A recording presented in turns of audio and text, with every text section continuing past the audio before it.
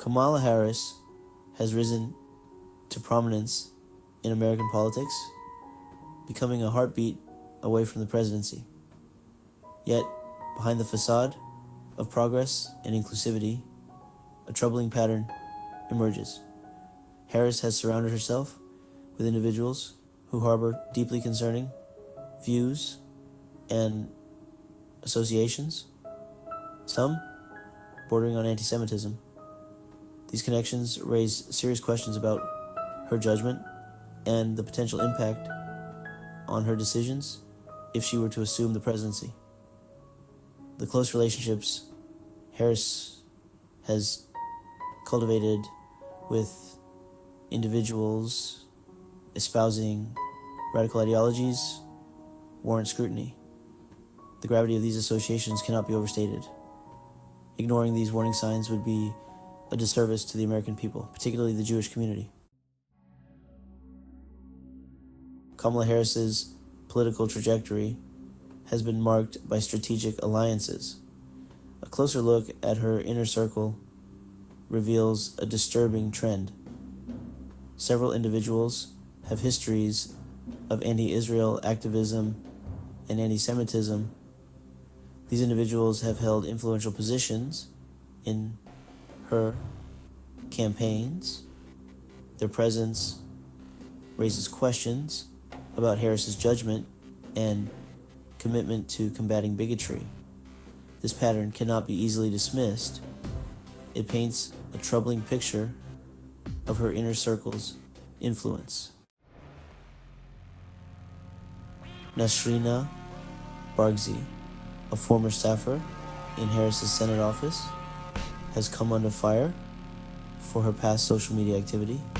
Her posts, riddled with anti-Israel sentiment and inflammatory rhetoric, have raised concerns about her suitability for a position of influence. Mazen Basrawi, another individual with ties to Harris, has a long history of involvement with organizations accused of promoting anti-Semitism. His affiliations with groups known for their virulent anti-Israel stance and propagation of harmful stereotypes about Jews have drawn sharp criticism. The cases of Bargzi and Basrawi are not isolated incidents. They represent a recurring theme within Harris's circle, where individuals with deeply troubling views on Israel and Jewish people have found a home. Brenda Abdelal, a former Harris appointee to the California Medical Board, has come under fire for her past statements and affiliations.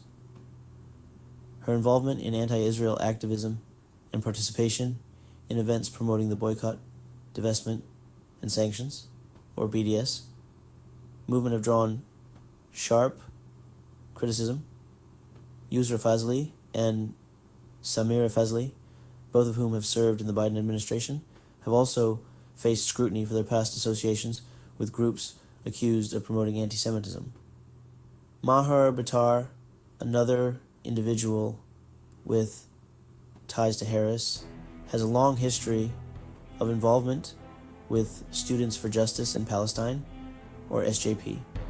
The repeated pattern of associating with individuals and groups known for their anti-Israel and anti-Semitic views is deeply troubling. The potential consequences of these associations extend far beyond mere political optics. They strike at the heart of America's relationship with Israel and its commitment to combating anti-Semitism globally. If individuals with such biases gain influence, it could chill U.S. foreign policy and embolden anti-Semitic elements. The U.S. has long supported Israel and fought against anti-Semitism, but individuals with anti-Israel leanings in government threaten this legacy. Americans must demand transparency and accountability from their leaders, speak out against bigotry and hold officials accountable